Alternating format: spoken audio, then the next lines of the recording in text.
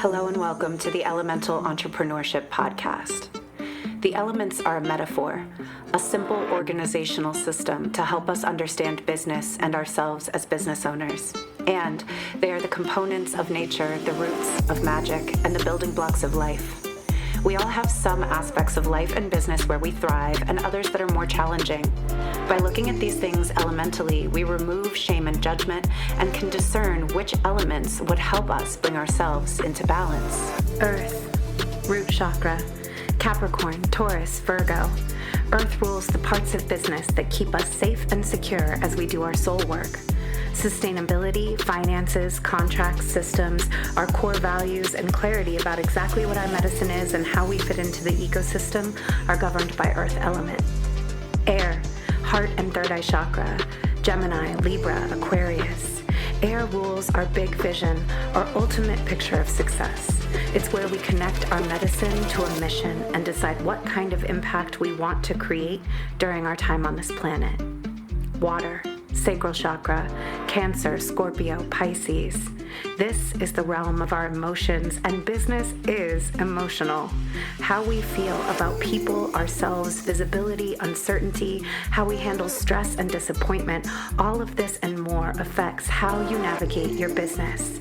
Water element is where we learn to resource ourselves and expand our capacity to hold the big feelings that come with doing our work in the world. Fire, solar plexus chakra, Aries, Leo, Sagittarius.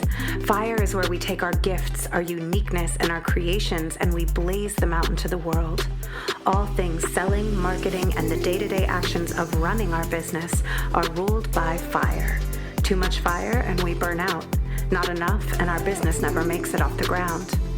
And spirit, crown chakra. Every good gardener knows the day you plant the seed is not the day you eat the fruit. Spirit rules the faith required to keep tending your business long before you've seen a single sprout of evidence that it's growing. No matter what you believe in, spirit element is what you travel through after you leap and before you land. Life thrives when all of the elements are in balance. So do you, and so will your business. To find out your dominant element, take our quiz at intuitiveedgecoaching.com/quiz. Now let's get into today's episode. Hello and welcome to the Elemental Entrepreneurship Podcast. I'm your host, Sarah. Welcome to today's episode. If you are new around here, I'm so happy that you found your way here. If you are returning, thank you as always for coming back.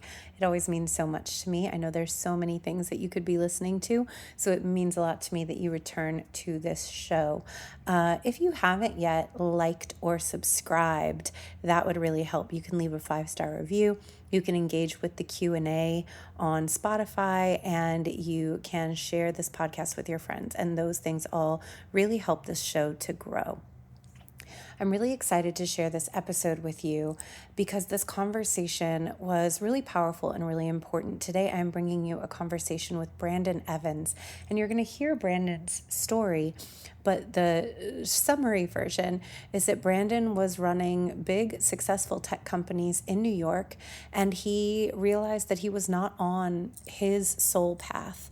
And he ended up closing down his own companies, walking away from everything without knowing what he was going to do yet, to go and explore and figure out what his real calling and his real purpose was, and to dedicate himself to creating a business that was more reflective of his personality and his values and what was really important to him. And I think that this is so, so important. I would consider Brandon's choice to be what I would call a powerhouse move. And if you heard the episode last week, I introduced my brand new program, the Powerhouse Mastermind. And I just want to say a little tiny bit about it before we get into this episode. When I say that walking away from 7-figure companies to go follow your heart is a powerhouse move, that's the kind of move that a lot of people in your life would tell you not to make. It's the kind of move that doesn't make sense on paper. It's the kind of move that would inspire fear in anyone because it's scary to walk away from money and security and success and the things that we know other people look at and value and say, that's what you should want, that's what you should be doing. but to recognize in yourself when the things that you are doing are not aligned with who you want to be in the world. They don't drive you from within. They don't make your soul feel alive. And to choose to walk away from them in favor of doing what feels good to you, what feels right, what feels empowered, what feels aligned to you, that is a powerhouse move. That is making your body and yourself the home of power in your business and in your life.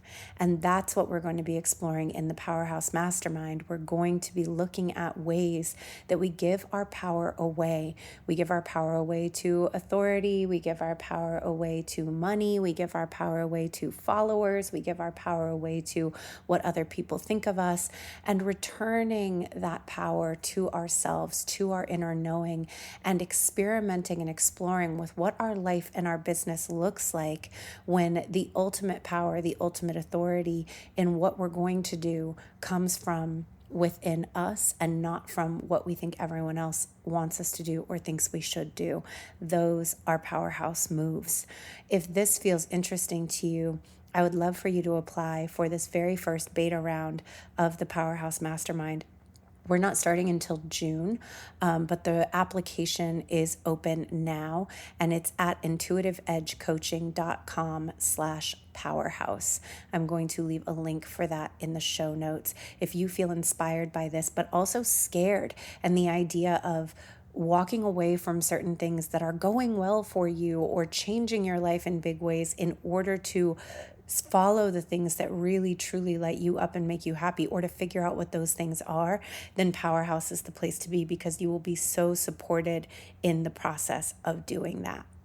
My last little announcement before we get into the show: if you are at an earlier stage of your business, if you're just starting out and you also would like to make a powerhouse move, but you're not an established entrepreneur yet, I highly recommend joining the Elemental Entrepreneurship Coven before April 30th. A powerhouse move that I'm making right now is that on April 30th, the doors to the coven are closing, and I do not know when they will be opening again, or if they will be opening again. There is a possibility that I will not reopen these doors. So everyone who's in on April 30th is who's in. This is the most affordable, most accessible way to get coaching from me, to get my eyes on your business, to get my help with your plans, with your copy, with your strategy, with your launches, with all of the nuts and bolts of building your business. But you will also get my coaching, my guidance, my support on the inner game that you need to be mastering to build a business and to make some of the changes that you need to make in your mindset, in your belief system, in your way of being in the world, to make a transition, say, out of a day job and into being a full-time entrepreneur. And those are the types of things I will help you with inside the Elemental Entrepreneurship Coven. So again, you have until April 30th to get in while the getting is good, and I will leave that link in the show notes, but it is intuitiveedgecoaching.com/coven. All right, those are all of my announcements. Without further ado, let's get into today's episode.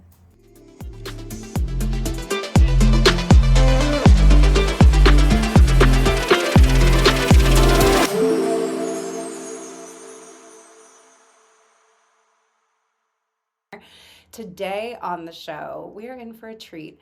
I am so excited to introduce you to Brandon, the founder and chief elevation officer of One Heart.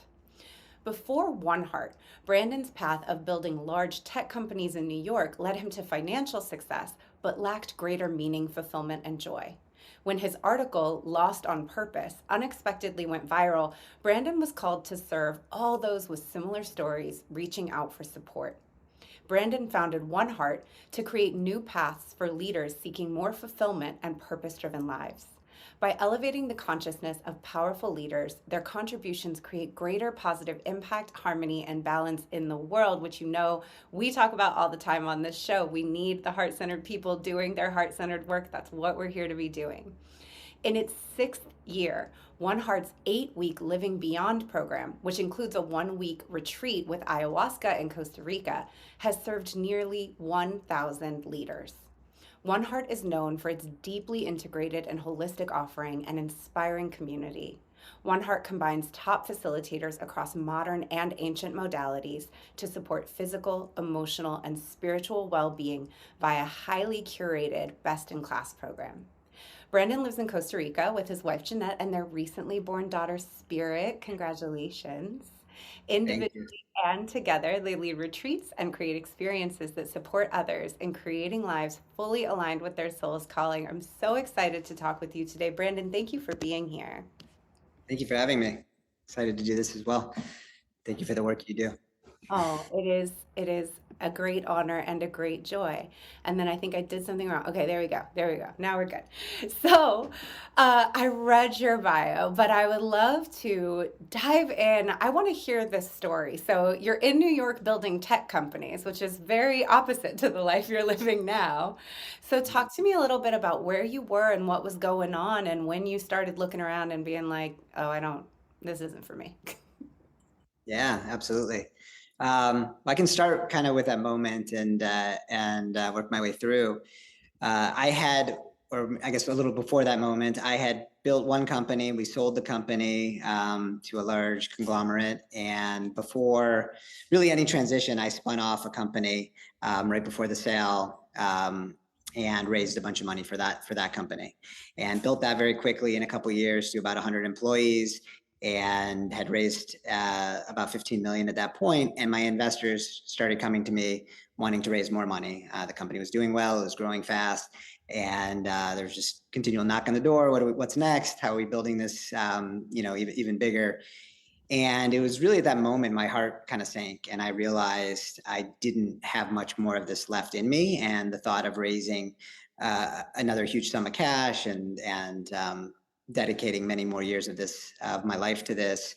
I was, I guess, mid-30s at the time, thinking about turning 40 and when it was that I would actually get to the work that I really wanted to do, work that really touched my heart. I didn't know at the time what that was. I just knew it wasn't what I was doing. Around that same time, I was in a marriage that that I wasn't fully connected with, and and living in New York at its, which I loved for many years, and just kind of had grown apart from it. And so I was kind of in this space of like, kind of feeling like I was in the wrong place in kind of all different aspects of my life, really not feeling the joy and fulfillment. I had checked all the boxes, nice condo in New York, great wife, having success, building great companies. Our companies had amazing cultures. And so, really checked a lot of these boxes, and yet there was something deep missing. And my investors kept knocking. I kept kind of putting off the fundraise, and eventually I was fired from the company that I had started, as they wanted to scale this a lot larger and raise that money. And so that kind of began my search. And around that time, I was introduced to ayahuasca. And even prior to that, I had a lot of spiritual curiosity, and I studied Kabbalah and read a lot of books, and was always drawn to it. However, it was very much an intellectual exercise. So I was always, learning and growing in that way, yet, still very much in my head as to what to do, how to plan things out. Typical kind of startup mode of like having all the plans beforehand, the business models, which end up going by the wayside in startups anyway.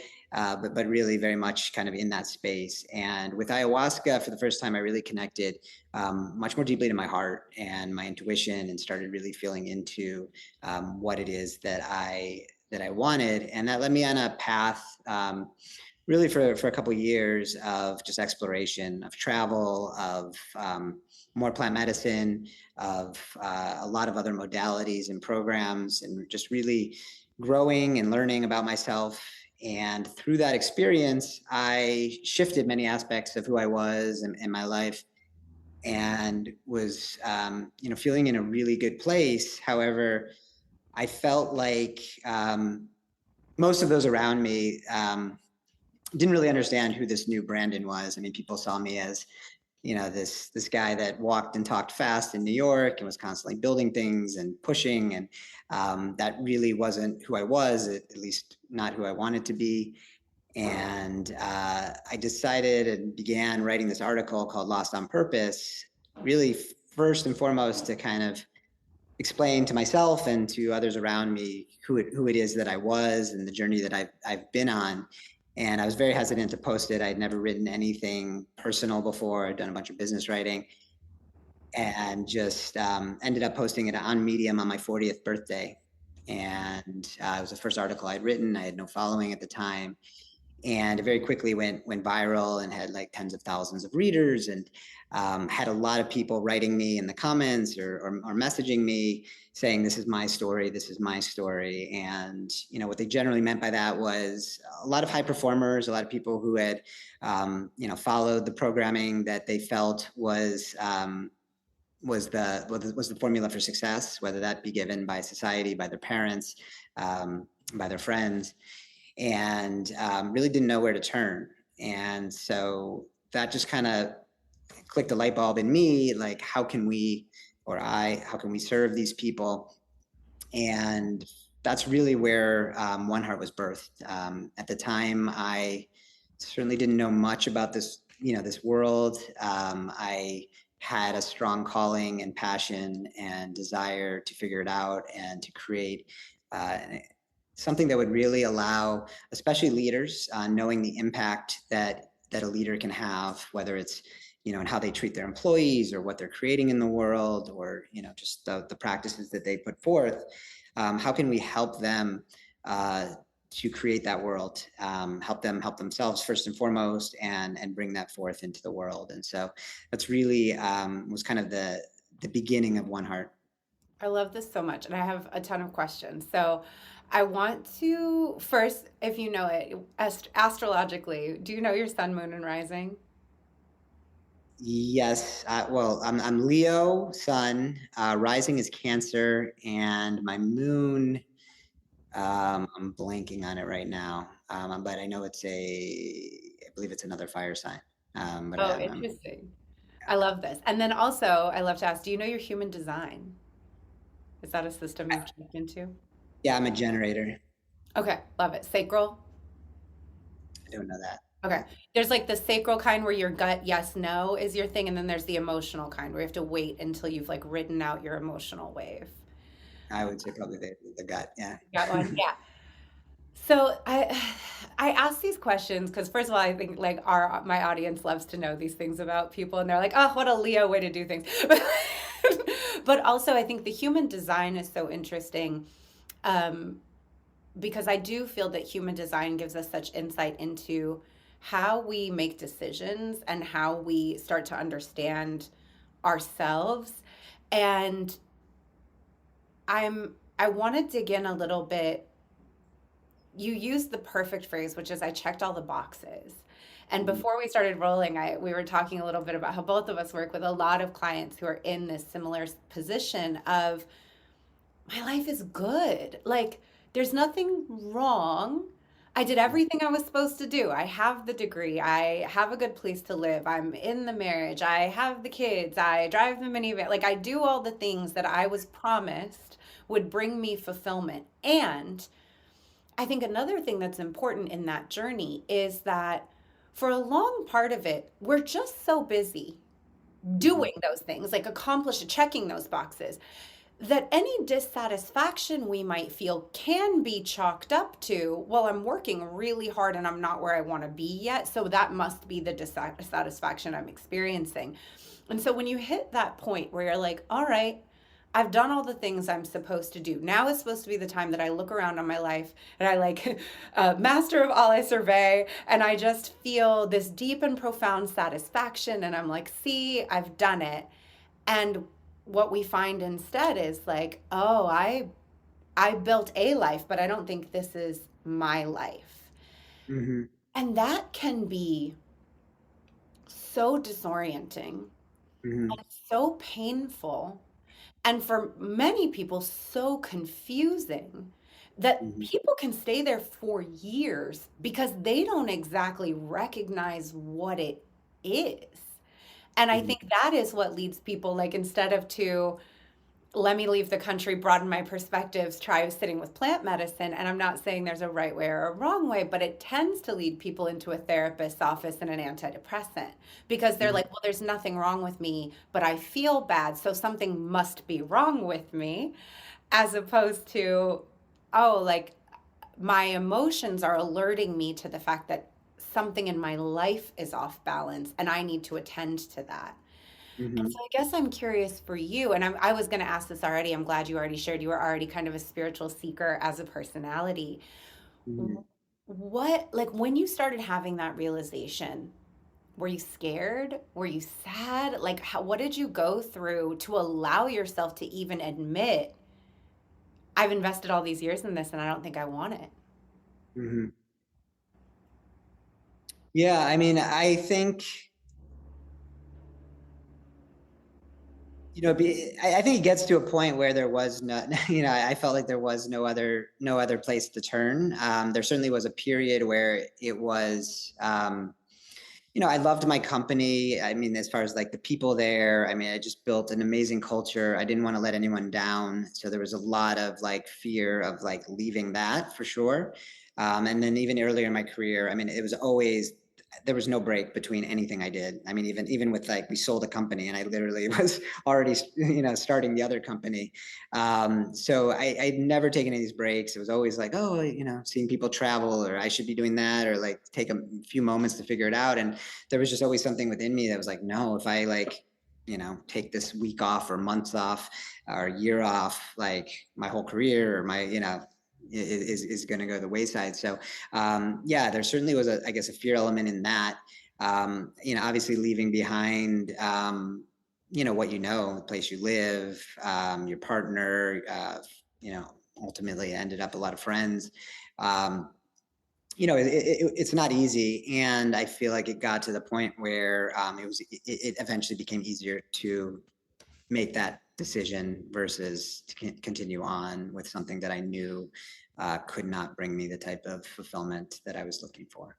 Mm. How did you handle that fear as it was coming up of like, I'm going to lose people, I'm going to let people down? What tools were you using to help you navigate that? Yeah.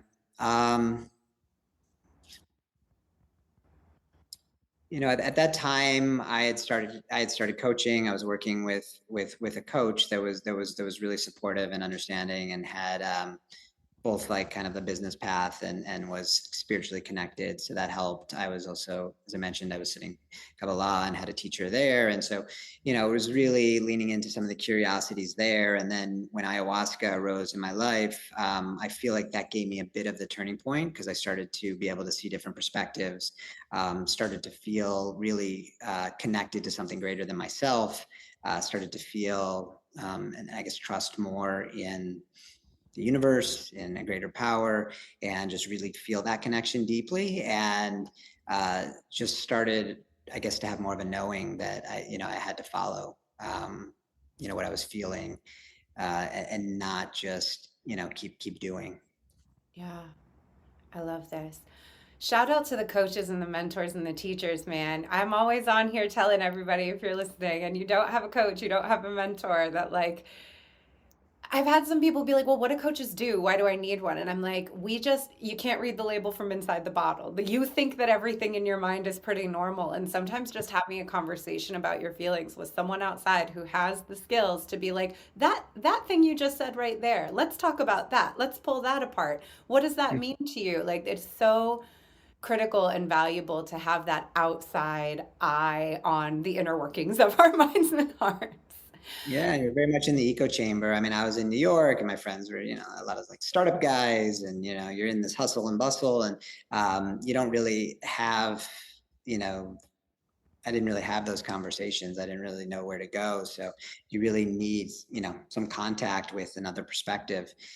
in order to really see there are all these other options out there. And this is something I do the interviews for just about everyone that comes on our journeys. And, I hear this story so many times. And, most of the people that come on our journeys, I would say about 80% are first-time ayahuasca drinkers, many first-time to psychedelics, very much achievers in some area of their lives. And they're just not in that world.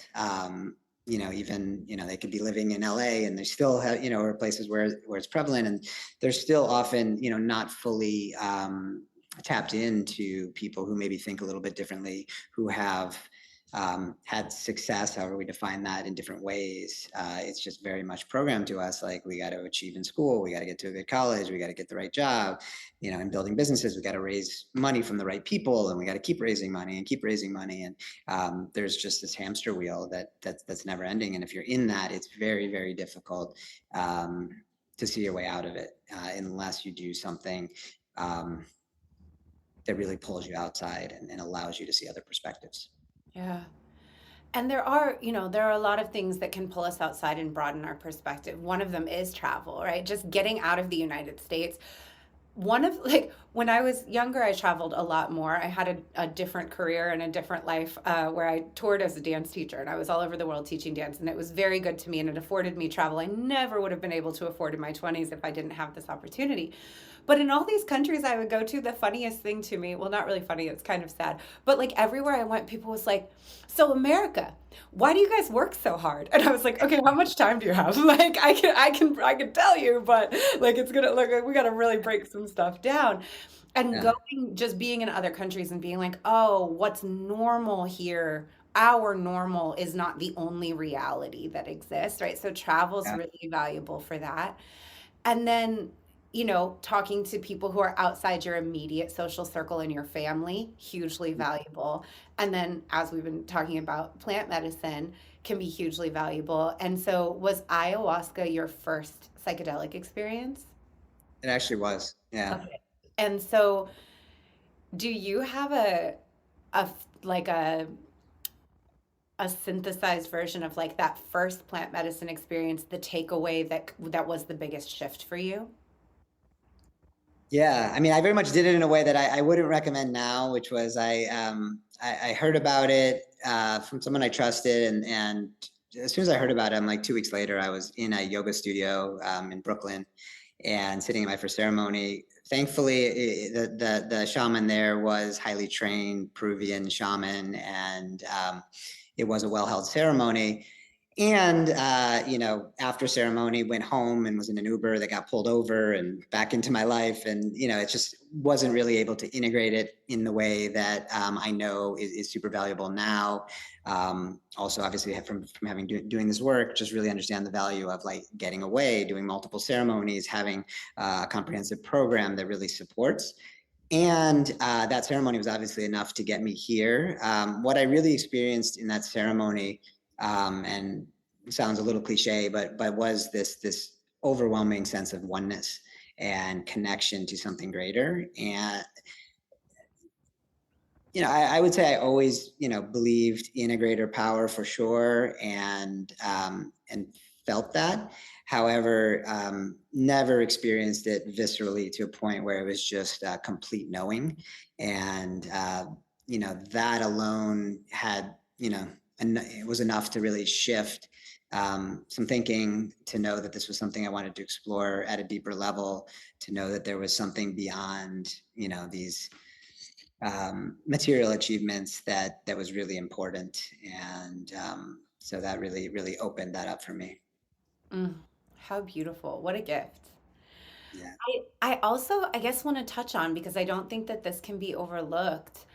There's a gender component here that I think is really important, right? For you as a man, as a cis man, as a masculine presenting person in this world, in the tech world, in New York City, there is a lot of expectation about your values and what will be important to you, and that money, career achievement, checking those boxes is a huge indicator of your status, your power, your masculinity itself.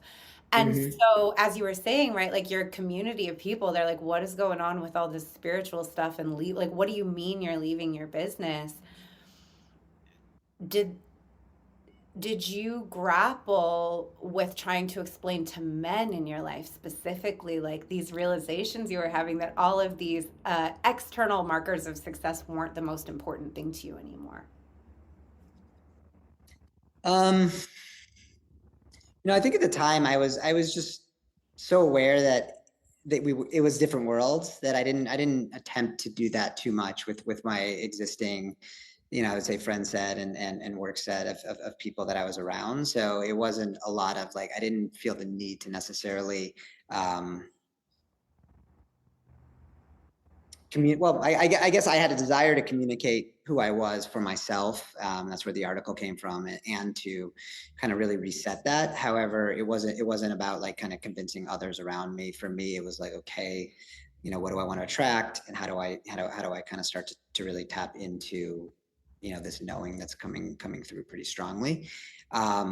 It's still, as the article is titled, Lost on Purpose, it still left me lost. In the article, I talk a lot about, lost being a desired state. I think we're afraid of being lost. However, if we're not lost, we're not going to find anything. We're going to kind of keep on some path, which is almost always someone else's path.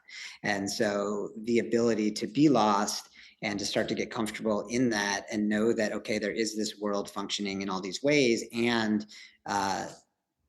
I've chosen and am choosing that is not the path for me for fulfillment. And so it was more of an opening, a curiosity, to really go and explore, and was fortunate at that point in my life to take some space to do that. And time. And I think that's one of the reasons why, One Heart has become so important, is like, it's very hard for people to find that space. And I think we've done a great job of, compressing that into an 8-week program.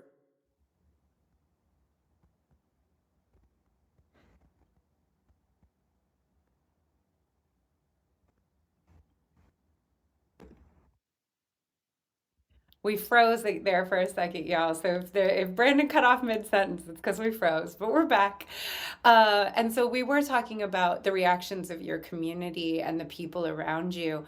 One of the reasons I asked about that is because I think that for other people who are going through this awakening, this transition, one of the things that is so scary is I'm gonna become weird to my friends. Like, I'm going to, right, this thing about losing people and what people expect of us, and how to navigate conversations if someone asks you, like, what are you doing? What are you talking about? And like the fear that we can carry, we all, right, and this is not wrong. We want belonging and acceptance. We are hardwired to want belonging and acceptance. No one likes the feeling of, these people in my life that I care about, whose opinions I value. Now I know that when I start telling them what I'm really doing, what I'm interested in, where my life is heading, our paths may diverge here. And that can be really scary. And contemplating facing down these conversations where our friends are like, so what are you doing? Can be really overwhelming. And so it's interesting to hear that you weren't getting a lot of those questions, or if you were, you didn't feel like you needed to field them that much. Yeah, I mean, I guess part of that is I pulled away a bit and kind of went on my travels. I kind of went, and it was kind of a very transitionary period where I basically left New York and kind of started kind of a new life in Miami at the time. So I went to Miami and was able to kind of have more of a clean break from that, in that sense. Um, but yeah, I mean, that pressure was certainly present, and understood. I think it just was a place where I was at an understanding level that everyone's kind of on their own path, and kind of fits in our lives at different points in time. I think at that point I had been an extremely loyal friend, and was very close with high school, college, all of my friends, and it just was kind of clear that if I was going to build this new life, if I really wanted to put the things I was wanting to put my energy into were not, going out and drinking, and getting drunk all weekend and then working 80 hours a week. That was clear. And so, I just kind of naturally was seeking out something different. And people show up pretty quickly, if you start to put yourself in those positions.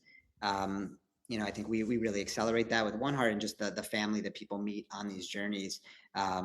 People stay so close, and it's such a big part of this experience. When these medicines, traditionally have been done for thousands of years, they're done in tribes. They're done with your family. You're integrating in life with those people. And, when we've westernized it, it's like, okay, I'll pop into a ceremony here, or I'll go down to Peru by myself and come back. And that's very challenging. And so one of the big pieces of One Heart is to reinstall that community aspect to this experience, so that you are supported, not just even in that 8 weeks. We have 12 local chapters that are doing events monthly. We have virtual groups and events, and so it's very important to if we're making shifts in our lives, and there's new priorities, new interests, things we want to focus in on. There is likely some people will fall out.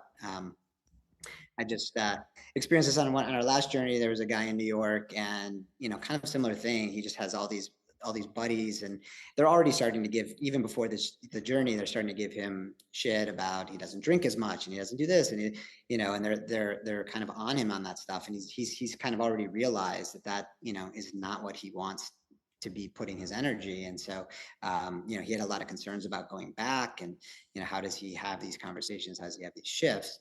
Some advice I received from one of our shaman, that he would always say at the end, was that the people who truly love you will love you for who you are now, and those that don't will kind of fall out. And I think that's very much true. If people, especially with this type of work, I mean, there's if you're a happier, more fulfilled person, you have more joy, you're more connected to the things in your life, and your friends are kind of not supportive of that. It begs the question of what is a friend, and what are those people that I want in my life that are going to support the best in me. Yeah. And I think it's such a logical shift when we're removed from it. I feel like I have this conversation with people all the time, right? Like, the people in your life who only want to be in your life contingent on you making them comfortable are not really your friend. Like, you're their friend. They're not really your friend. And like, we can see that when we're not in it. But I think that, right, like, the scarcity and apprehension we feel when we're afraid of losing people that's a child's place. Right? It's just like such a gut level abandonment, like, I'll be left with no one, which we know isn't true, right? It's not these people or no one, it's these people or everyone else.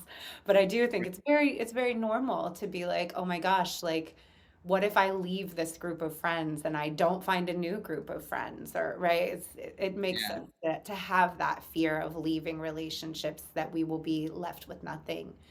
But I want to talk about what you're doing with One Heart and the integration you're providing, because it was such a valuable and important distinction about the way these medicines are done traditionally versus the Western one. But before we get into that, since we've been kind of working chronologically, I would love to hear about the article going viral, because I think unexpected virality is such a roller coaster. So talk to me a little bit about, like, did you like wake up and check your phone and you had a zillion notifications? What was that like? Yeah. It was kind of a weird balance, because I have this thing where, like, with businesses and things I've done in my life, where I kind of have an idea when I'm doing something that it's going to be big. And I remember actually with this article, I think I was trying to reach out to Rolling Stone or some big publication. I'm like, this is a pretty meaningful article, and no bites. So I'm just like, I'll publish it myself. And I didn't think, I didn't know how exactly that would translate into much. And then when I started seeing people associating with me and the true me. So I mean, when I posted the article, I was very scared. I was very, very like naked and just bearing myself in this way. And, it started with like, obviously family and friends on Facebook, on Instagram, just responding, and was pretty amazed by that reaction alone. And then, started to see, I mean, again, it was the first article I posted on Medium. I'm like, wow, like all these people reading this. And it was a 25-minute article. So definitely not standard content. had no followers, and it just started, getting read and shared. And I had people like sending me, telling me that they sent, they printed out the article and like gave it to a friend, and then that person, came to me, and I was just like, wow, like this really did hit a chord. And I had a feeling that my story, just looking at the world and others around it and seeing not a lot of contentment, not a lot of fulfillment in the people around me, that there had to be others. Yet I hadn't really connected with most of them, or many of them, prior to that point. So it was very much uh, affirming to feel that and to experience that. I love that. So let's get back into what you were talking about the way that ayahuasca is done traditionally versus how it's westernized. You want to just share a little bit more about that idea? Sure. Yeah, I mean, in tradition, I mean, before Westerners were even visiting, I mean, this is something that existed within the tribes, and pretty much, all tribe members would experience this, often from young ages, and they would experience it together, and so it would be a part of their lifestyle. Obviously, whatever happened in their lives beyond that point, they were living together in community, and had that understanding, had that connection to spirit, and to this greater knowing. And so it's very different than someone who maybe, like myself, goes to a yoga studio in Brooklyn and is in an Uber the night, that night, and is back at work a couple of days later. And it's very hard because you have all these new realizations, you have all these things that are new and birthing within you, and you don't know how to express them, you don't know if they're normal, you don't know how to make maybe more of them, or where that leads, or what the next steps are. And so really creating that was important. How do you recreate that level of support, of community? Because I think very much the outcomes of this work, I think if you're with a qualified medicine practitioner and held in a space that's held well, it's extremely hard not to have major breakthroughs through this medicine, and that's going to come. The question is, what do you do with those? How do you actually make life change? And we see this as people go home and like they're hit with, the world hasn't changed, they may have changed, and the world around them, their families, their work has not changed, and there's specific challenges and things that arise. And without having that community, without having people to go back to or see others navigating that, it makes it extremely more challenging. And so it was really important that we put together a comprehensive program. I mean, to this medicine, it's a big commitment. It's not an easy thing for people to do. There's a financial commitment, a time commitment, and when you're doing it, like, how can you really get the most from it? That's really important. Yeah. And so how do you answer that with your program in One Heart? Yeah, so I mean, there's a few ways. One, as I mentioned, when we started One Heart, I don't know that I had seen anyone that was doing kind of the before prep or the integration, and so that became a key pillar. So before the journey itself, one, we have a lot of materials that we send to people that really support them in some of the topics and things that are going to arise. Nothing specific really to the medicine, but things like surrender and what does that even mean, and getting into some of these topics. And then we begin and connect everyone in for group calls. We also have what we call elevation groups. So we break the groups into smaller groups with elevation leaders that are alumni coming back to be in service. And so there's like this other level of support where they have a personalized elevation leader, they have a smaller group to share with. And then coming in, people are already very comfortable with and starting to feel, very safe in the container because they've met the staff. We've been interacting a lot via the channels, via the calls, and being open and feeling safe is really a big piece of this work. The more open and safe we feel, the deeper we can go, and the more vulnerable we can get, which creates a lot of the shifts. So it's before it's really setting that up, and that allowing people to really feel safe to be vulnerable and open.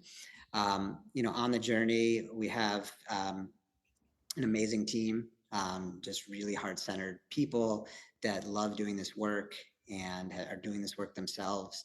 Myself and most of the team were on a plant dieta in Peru recently. We're going and doing the deeper work and bringing that back and really helping to serve others. We have a lot of programming outside of the medicine that people have massive breakthroughs from in different workshops we've developed around key themes to other modalities like breath work, temazcal, ice baths, and we leverage each thing to really build on what they're learning.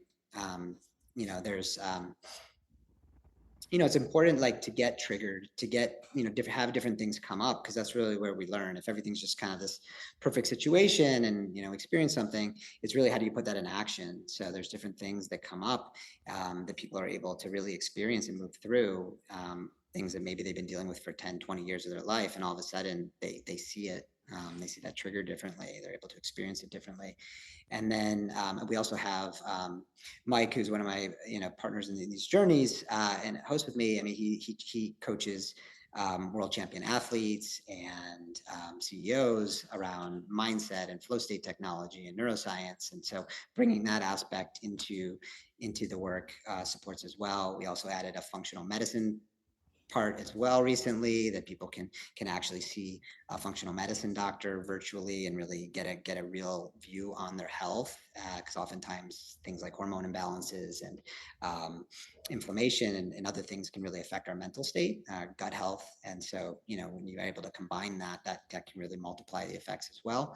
And then post journey, the integration really keeps people in this work, keeps people together, feeling supported in community.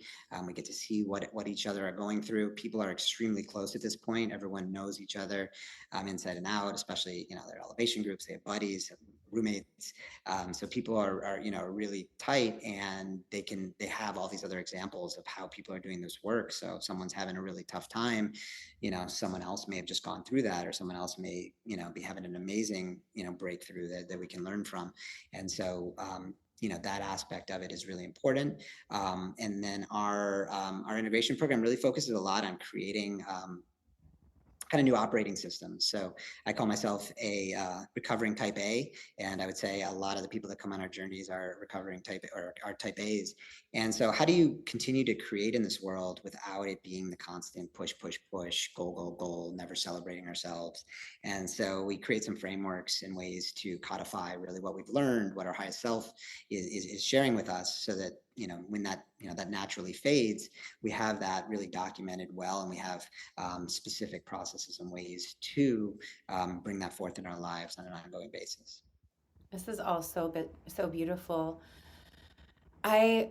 I'm genuinely just want to share, like, I'm impressed and heartened by, like, when a lot of people use the word holistic, right? Like, when they're like, our program's holistic, and you're like, well, it's two areas, or like, you know what I mean? But like that you're getting into functional medicine and gut health and all of these things. When we're talking about our mental and emotional state, to get into neuroscience, the gut, not just like, the community, the medicine, there's so many aspects, even to going into, like, if you're dealing with gut health and inflammation, the way any food or medicine impacts your body is going to be different than someone else, right? There's so much that goes into, I know we as humans don't like to admit that we're just like little complicated houseplants, like little walking chemistry sets, and that, like, there's a lot going on in there that can affect what we are perceiving as our mental and emotional reality. And so it's really cool that you are giving the participants in your program so many touch points to integrate the experience that they're having.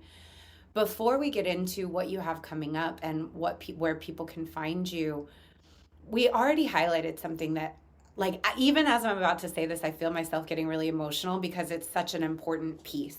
You had an experience where you were lucky doing ayahuasca in a yoga studio in Brooklyn. You were, as you said, lucky that the person who facilitated it turned out to be a well-trained person. And while the integration on either end wasn't ideal, at least you had someone well-trained facilitating the actual experience, and the medicine you got was real medicine, right? Like, things happen out here that are really dangerous. There was an article in a podcast out, I believe it was through The Cut last year, about rampant abuses in psychedelic healing containers that started in my hometown in San Francisco. And it's really important, everyone listening, anyone watching this, people who are seeking psychedelic intervention tend to be, first of all, sensitive people, and many of whom are already in a vulnerable place. You're looking for something, and many of them are in pain in some way in their life, and they're looking for answers. They're looking for this shift in perspective, which means we're vulnerable. And if you go into a situation with someone that you perceive to be an expert and a guide, you are unfortunately at risk to being taken advantage of while you're in an incredibly vulnerable state, because your version of reality is melting around you. And there are, unfortunately, people out here taking advantage of people in this state, people using it for their own gain, people using it to prey on people. And even within the psychedelic community, there has been pushback against people speaking out against these abuses, because so many people are working to get these substances legalized, regulated, right? Like to decriminalize psychedelics for the uses of healing.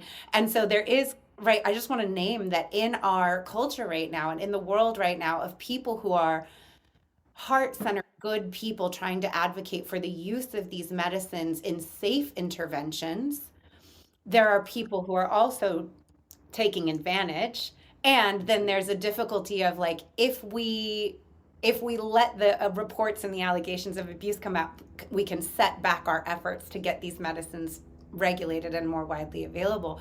It is, we're in a we're in an interesting in-between place with these types of medicines in the United States, right? Ketamine therapy is starting to be more regulated, more available, more legal. People are talking more and more about the use of mushrooms for post-traumatic stress. People are talking about iboga for addiction, right? Like, we are starting to have conversations about how do we get some of these substances that other people have known for decades are valuable treatments for these conditions into the mainstream.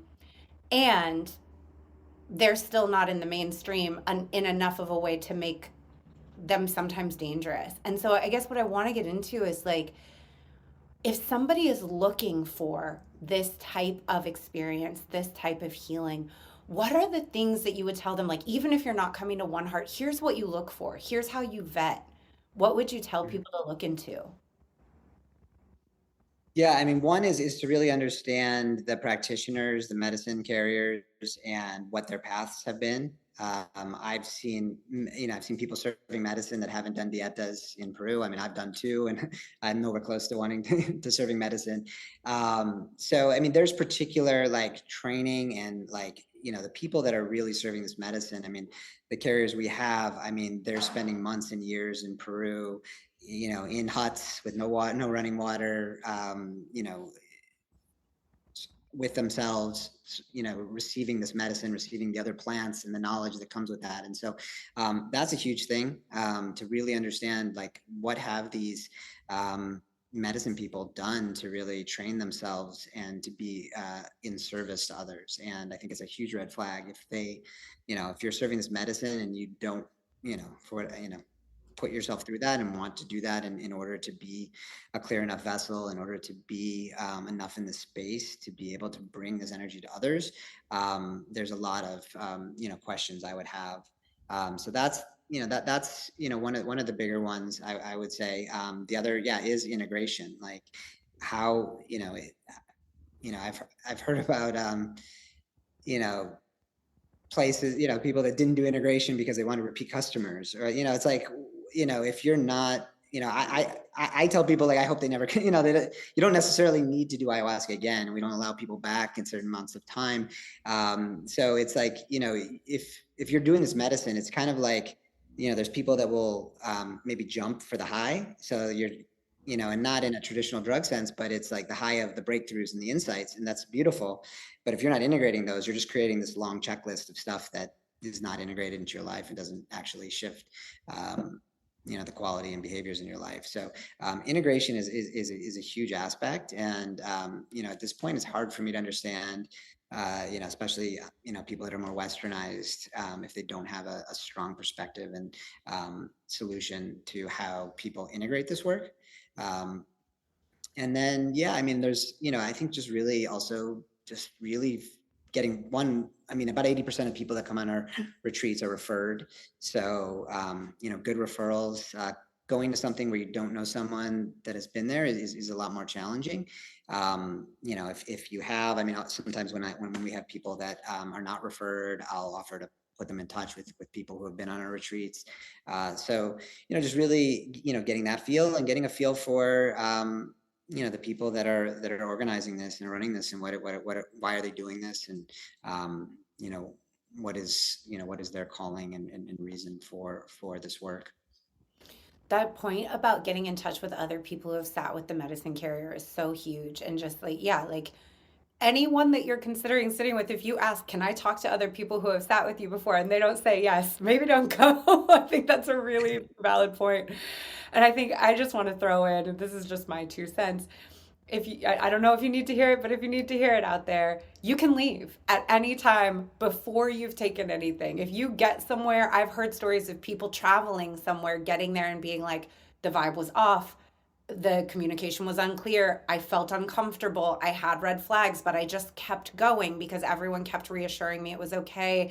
Always in life, but especially in any situation where there's going to be substances involved, your gut is the ultimate authority. And if there's a part of you that's saying, get out, don't do this, fuck the money. You can make the money back. You can always like get out if you need to get out. Don't sit if it feels wrong. Go somewhere else. And I speak to people who, it's heartbreaking for me every time I hear those stories, but I speak to people who've had that. And oftentimes, it was 5-10 years ago. And like, they just now have the courage to come back to this. Maybe they've now been referred by someone and, understand that there's a different experience, but this is something their soul was calling for 10 years ago. They were ready to, make these huge shifts in their lives. And because of, the container and the people involved, everything's perfect, happens on schedule. And, that's 10 years where, they had, very much kind of the opposite experience and reaction that they likely should have had through the medicine. So yeah, it's super important. And, something that, also there's, reviews. We have, a third party site where people do reviews. We have a couple hundred on our website. And yeah, there's obviously different ways to really start to feel into what is it that is being offered. Even some Google searches, some just really trying to dig in, make sure that the things are straightforward. Thank you for getting into this with me. This is, this medicine is so powerful and so important. This kind of work is so powerful and so important. And I feel like it would be irresponsible for us not to speak to that it takes a lot of discretion and judgment and discernment to find the right places to do it, because there are dangers out there, unfortunately, in every community, even the heart-centered ones. And I think that can be the hardest to accept and deal with for people who want to have this beautiful, loving, open experience, to be like, oh, unfortunately, in every industry, in every area, there are people who find their way in who have not the best intentions. And so I just want to make sure everyone out there, if you want this, that you're protecting yourself, taking care of yourself, and looking into programs like Brandon's where you're going to be well cared for. So tell us what's coming up next for One Heart. How can people get in touch with you? Yeah. One more thing that just came up that I do want to share. I think another real watch out is this kind of is like a guru mentality. What I've seen is, this medicine will either kind of break your ego down considerably, or in some, it can build it up. And, people feel that they're called to do this and kind of jump right into it after a few ceremonies or what have you. And also from this medicine carrier that I was grateful that, I really consider him our lineage to learn a great deal about. He always said that the people, he came into his work kicking and screaming. I would say in many ways that was me too. I had a lot of fear. I almost canceled our first journey in one of his ceremonies, actually. And then I spoke to him about it, and he was like, because of this is why you're the right person to do this. So the people that are, doing this work should have, a fear almost, and just kind of the responsibility that they hold and understanding what that means. The people that are really just kind of jumping into it as kind of a fun thing and putting themselves out as a guru, those are ones to also really, really keep an eye on as well. Yeah, definitely. All right. So what's coming up next for One Heart? How can people get in touch with you? So next for One Heart, we have a journey, our 22nd journey that is kicking off on April 27th to May 4th. We also have a June journey, the 22nd to 29th, September 13th to 20th, and a journey over New Year's at the end of the year. So that's kind of the remaining journeys for this year for One Heart. We're also launching a new experience that we'll be speaking a lot more about publicly soon, that my partner Mike has really driven forward, and really is working with some other medicines, in particular heart medicine, which is kind of like a natural MDMA type medicine, and it's very outdoorsy and integrated, kind of an integrative experience that really allows you to find your center and really integrate that. So we feel like that's like a great kind of a opportunity for people that really want to ground in even further. And some other things that are bubbling up that aren't far enough along to speak to yet, but there's a lot that's being birthed and created right now, and it's exciting. And I'm also great with moving slow. It's the opposite of obviously the tech world and where I was at, and just seeing the importance of it. So we've really haven't done, kind of kept it, these journeys, and kept the focus on them, because it really took a long time to, just really wanted to continue to invest, to optimize, to really create the level of quality and consistency over and over again before really trying to spread ourselves. But now we have such a team stepping up, and so many people around us that things are just kind of birthing naturally. Awesome. And where can people find you? Where can they reach you? Yeah, oneheart.com. It's the number one, HEART.com is our site. You can see the journeys and apply for the journeys there. We're One Heart Journeys on Instagram. I'm Brandon E on Instagram. And we'd love to connect with others that feel called to this type of experience. Thank you so much, Brandon. Thank you for being here. Everybody go check out all of Brandon's stuff and go to Costa Rica if you feel called. Thank you so much. Thank you. This was amazing. Bye. That's our episode for today. Thank you, as always, for being here and for listening to the podcast. I know there are so many things that you could be doing with your time, so many things you could be listening to. It is an honor that you choose to be here. Connect with me on Instagram at Intuitive Edge Coaching. Have a great day.